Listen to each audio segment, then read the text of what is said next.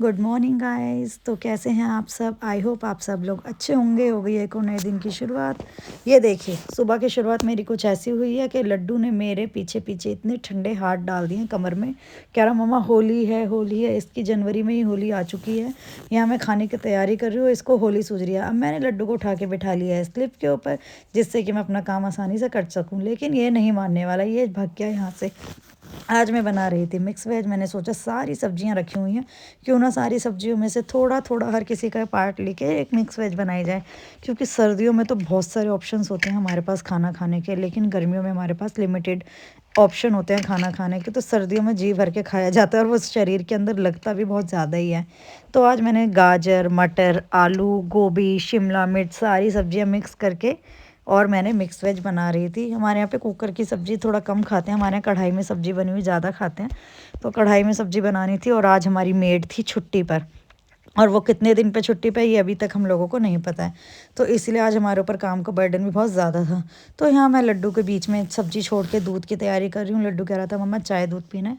चाय दूध का मतलब है दूध के अंदर वो पत्ती लगवा के पीता है। तो उसकी दूध तैयार है, मैं उसका दूध देने के लिए जा रही हूँ रूम के अंदर भाई साहब लेटे हुए हैं। अब देखते हैं वो अंदर क्या कर रहे हैं, क्योंकि लड्डू को सुबह सुबह अकेले छोड़ना बहुत ही आफत वाला काम होता है और बहुत ज़्यादा डेंजरस होता है। ये बहुत ज़्यादा काम फैला देता है। ये देखिए, ये पापा जी का मतलब मेरे फादर इन लॉ का फ़ोन लेके बैठा हुआ है। अब इसके अंदर इसकी चल रही हैं लियो रियोस की वीडियो। लियो रियो डॉगी के नाम रखे हुए हैं इसने, उनकी देख रहा है वीडियो। सामने चल रहा है टीवी, मुंह में है दूध की बॉटल और ये इसके हाथ में है फ़ोन। अब ये पूरा टाइम ऐसे ही दूध पिएगा, अदरवाइज़ ये दूध नहीं पिएगा। तो गाइस देखिए, किसने नवाबों की तरह लेटा हुआ है, मुंह में बोतल, हाथ में फ़ोन और सामने चल रहा है सुंदरकांड। डेली सुंदरकांड ये ज़रूर सुनता है, चाहे 10 मिनट सुने चाहे 15 मिनट सुने, सुनता ज़रूर है। यहाँ मैंने कर दिए हैं टमाटर चॉप, क्योंकि हमारे यहाँ पे प्याज नहीं खाते हैं मॉर्निंग में। बहुत सी सब्जियों में ऐसा होता है कि प्याज मैं नहीं डालती हूँ, क्योंकि सुबह सुबह हमारे यहाँ ठाकुर जी का भोग बनता है। इसीलिए हमारे यहाँ लहसुन प्याज खाते ही बहुत कम है। टमाटर हर सब्जी में डलता है, हम लोग प्याज अवॉइड करते हैं। इसीलिए ये मिक्स वेज की सब्ज़ी का भोग ठाकुर जी को भी लगना था, इसीलिए हमने खाली टमाटर टमाटर की प्यूरी बना के हम लोगों ने उसका बनाया है। ये मैं चॉप इसलिए करती हूँ क्योंकि मेरे को हाथ से करना बहुत ज़्यादा मैसी मैसी सा लगता है। इससे चॉप करने से बहुत साफ से और अच्छे से फाइनली चॉप्ड हो जाते हैं। देखिए, आप लोगों को मैं दिखाती हूँ, देखिए। इसीलिए मैं इससे बनाती हूँ और इससे ना जल्दी भुन भी जाते हैं टमाटर। भूनने के बाद इसके अंदर मसाला वगैरह डालो ना, जल्दी गल जाते हैं छोटे छोटे। तो ये हो गई है मेरी मिक्स वेज की तैयारी। मैं अपनी मिक्स वेज की तैयारी कर चुकी हूँ। मम्मी गई हैं पूजा करने के लिए ऊपर हमारे रूम में। तो ये मैंने निकाली है कढ़ाई। कढ़ाई को मैं करूँगी अब साफ़। साफ़ करने के बाद मैं करूँगी इसमें थोड़ी सी रिफाइंड वगैरह डालूँगी। साफ़ करने के बाद मैं डाल रही हूँ इसके अंदर अब थोड़ा रिफाइंड। रिफाइंड इसके अंदर डाल चुकी हूँ। अब मैं इसके अंदर डालूँगी थोड़ा सा जीरा। ये मैंने डाल दिया इसके अंदर जीरा। हींग वगैरह मैं डाल चुकी हूँ। अब इसके अंदर मैं डाल रही हूँ चॉप टमाटर। टमाटर को अच्छे तरीके से मैं इसके अंदर मसाले वसाले मिला के जब तक इनको रेडी करती हूँ। आप देखिए कि मैं किस तरीके से सब्ज़ी बना रही हूँ। सबके अपने अपने तरीके होते हैं खाना बनाने के। मेरा तरीका कुछ इस तरीके से। पीछे आ गई है मम्मी। मम्मी मेरे को बता रही हैं कि ऊपर कबूतरों ने पूरा छत गंदी कर रखी है। और मम्मी थोड़ा अपना बता रही थी कि कल सकट का व्रत है, तो तेरे को कल क्या क्या करना है। तो कल हमारा सकट का व्रत होता है, जैसे होली का व्रत होता है उसी तरीके का डिस्कशन चल रहा था कि मम्मी उसी तरीके का व्रत होता है ना। तो हम दोनों सास बहू का कल व्रत है, तो हम उसी की डिस्कशन कर रहे थे कि क्या क्या लेकर आना है। और दूध के लिए भी बात हो रही थी कि मम्मी ने, हम लोगों ने कोई सब्सक्रिप्शन लिया, उसके रिगार्डिंग हम लोग बात कर रहे थे दूध का। तो हम दोनों बातें कर रहे थे, पीछे से लड्डू भी आ चुका था। तो यहाँ हो चुकी है मेरी रसोई का सारा काम ख़त्म। अब मैं जाऊँगी झाड़ू पोछा लेके छत पे। ये देखिए, छत पे हो गई है मेरी झाड़ू लगनी शुरू। आज जैसा कि मैं आपको बता चुकी हूँ, काम वाली नहीं आई है, तो छत पे पहले मैं लगा रही हूँ झाड़ू। पूरे घर का बेस्ट पार्ट है मेरी छत। ये मेरा फेवरेट प्लेस है अपना टाइम स्पेंड करने के लिए, क्योंकि मेरी छत बहुत अच्छे तरीके से मैंने उसे ऑर्गेनाइज़ करके रखती हूँ मैं पूरा टाइम अपनी छत को। तो मैं छत पे झाड़ू लगा रही हूँ। छत पे झाड़ू लगाने के बाद मैं आ गई हूँ अपनी स्टेयर्स पे झाड़ू लगाने के लिए। तो हमारा 3 मंजिल का घर है। तो हमारा जो फ्लैट है वो है ट्रिप्लेक्स वाला जो फ्लैट होते हैं, वो वाला मेरा फ्लैट है। तो झाड़ू लग चुकी थी, अब मैं लगा रही हूँ पोछा। मम्मी कह रही थी डंडे वाले से लगा ले, लेकिन डंडे वाले से साफ़ पोछा नहीं लगता है कमरों में, और टाइलें बिछी हुई हैं, इस वजह से मैं कमरों के अंदर जो है बैठ के ही पोछा लगाना पसंद करती हूँ। सही है ना, थोड़ा शरीर भी हिलना चाहिए कि पतले हो जाएं थोड़े से। शादी के बाद इतने मोटी हो गई हूँ। तो ये मैं बैठ के लगा रही हूँ पोछा।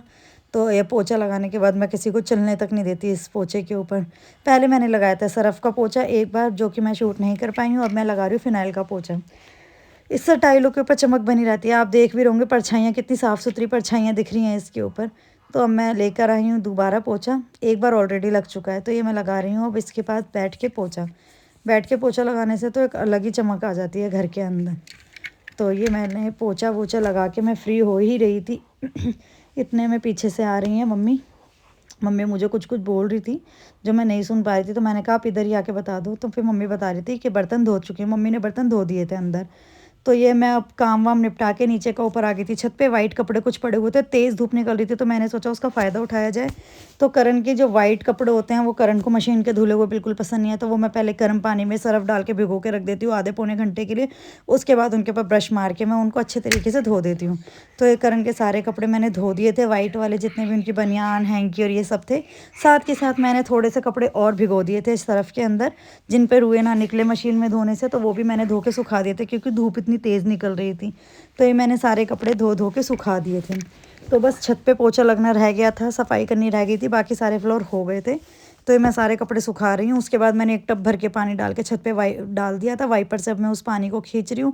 सारे पौधे वगैरह हटा के मैंने सफाई कर ही दी थी क्योंकि मेड अभी नहीं आएगी, इस वजह से मैंने सफाई कर दी थी। तो अब पता भी नहीं ना कि कब तक आएगी, इसीलिए मैंने पहले ही सफाई करनी शुरू कर दी थी। तो अब मैं सारा वाइपर से पानी खींच के अभी इसके ऊपर पोछा वगैरह लगाऊंगी छत के ऊपर, क्योंकि अगर छत पे पोछा ना लगाऊँ ना तो छत पे सेम हमारे रूम्स वाली टाइलें बिछी हुई हैं, उस पर ना गंदगी नज़र आने लग जाती है। और फिर छत के ऊपर ना ये कबूतर वगैरह घूमते हैं, वो भी बीट्स वगैरह कर देते हैं, तो इस वजह से सफाई अच्छी लगती है। फिर वो गंदी छत मेरे को बिल्कुल पसंद नहीं है, तो इस वजह से मैं उसके ऊपर वाइपर से पानी खींच रही हूँ। वाइपर से पानी खींचने के बाद अब मैं इस पर लगाऊंगी डंडे वाले पोछे से पोछा। ये पोछा मेरा छत का ही है, मैं इनको रूम्स में यूज़ नहीं करती इस वाले पोछे को। तो ये सारे पोछे मैं अपने छत पे यूज़ करूँगी और अपनी पूरी टाइलें वगैरह साफ़ करूँगी, सारी छत साफ़ करूँगी इसी से। जितनी छत की दीवारों पे भी टाइलें लग रही हैं वो भी सब इसी से साफ़ करूँगी। तो ये मैंने कपड़े धो चुकी हूँ, सारी छत साफ़ कर चुकी हूँ, पोछा लगा चुकी हूँ। तो अब देख सकते हैं आप कि आज के दिन कितना काम था, क्योंकि मेड एक दिन सिर्फ हमारी मेड नहीं आती, तो सोचिए हम लोगों के लिए वो कितनी लक्की होती हैं कि वो हमारी कितनी मदद करती हैं काम करने में। तो अब देखिए आज वो नहीं आई है तो मेरे ऊपर कितना काम हो गया है। तो फिर वो तो हम लोग शुक्र है कि कम काम करते हैं जब इतनी आदत हमारी ख़राब हो चुकी है, बट फिर भी मैंने कोशिश करके बहुत जल्दी काम निपटा लिया था। अब मैं चलती हूँ अपना पोछा उठा के नीचे की, और अब मैं नहाया धोई करके फ्री होती हूँ। तो देखिए बज गए यहाँ पे 2:15 बजे हो रहा है मेरा लंच और ब्रंच एक साथ। मेरा हो रहा है ब्रंच, उसके बाद हम दोनों माँ बेटे नहा धो के तैयार होकर निकल चुके हैं शॉपिंग पर। हम शॉपिंग करने के लिए आए हैं। शॉपिंग खत्म करके हम शाम को घर आ रहे थे, बीच का मैं शूट नहीं कर पाई थी दुकानों में। घर पे आने के बाद लड्डू सो चुका था। ये मैं आई एकदम से लड्डू को घर पे छोड़ के पार्लर, क्योंकि मेरी थ्रेडिंग बहुत ज़्यादा हो रही थी और मुझे कल कहीं अर्जेंटली जाना है, तो इस वजह से मैं आई थी पार्लर में। ये हमारी आंटी जो हमारी करती हैं थ्रेडिंग्स वगैरह। फिर जैसे ही मैं घर आई तुरंत फरमाइश होती है सांभर इडली की, तो यहाँ मैंने सांभर चढ़ा दिया है। आज का इतना बिजी स्केड्यूल होने के बाद भी मैंने यहाँ सांभर चढ़ा दिया है। साइड में मैंने इडली की तैयारी कर दी है। अब मेरा सांभर बन के तैयार हो जाएगा, उसके बाद हम करते हैं खाने की तैयारी। क्योंकि सांभर बनाना इतना टाइम नहीं लगता है, बट वो ये ना कि लड्डू के साथ बहुत ज़्यादा दिक्कत हो जाती है, लड्डू परेशान बहुत करता है। तो मैं पहले ही सब्जियां काट गई थी, दाल वगैरह भिगो गई थी सांभर के लिए, तो तैयारी मैं पहले करके रख गई थी। पार्लर से आने के बाद तुरंत मैंने इसको उबलने के लिए रख दिया था। साइड में मैंने छोके वगैरह की तैयारी कर ली थी, इडली वगैरह भिगो के रख दी थी। तो यहाँ पे मेरा खाना हो गया है तैयार। देखिए इडली चटनी और सांभर। अब मैं इसको खा लेती हूँ। अब मैं खाऊंगी इसको जब, क्योंकि मैंने लड्डू के लिए एक समोसा ऑर्डर करा है, क्योंकि लड्डू बहुत देर से समोसे के लिए रो रहा था। समोसा ऑर्डर करा है, समोसा आए हुए भी देर हो गई, ठंडा हो गया, उसको माइक्रोवेव में गर्म करके लड्डू के लिए समोसा रखा है। लीजिए हमने खाना खा लिया, हम आ गए अपने रूम में। लड्डू आपसे कुछ कह रहा है। Good night, good night, bye. मिलते हैं कल एक नए ब्लॉग में, बाय।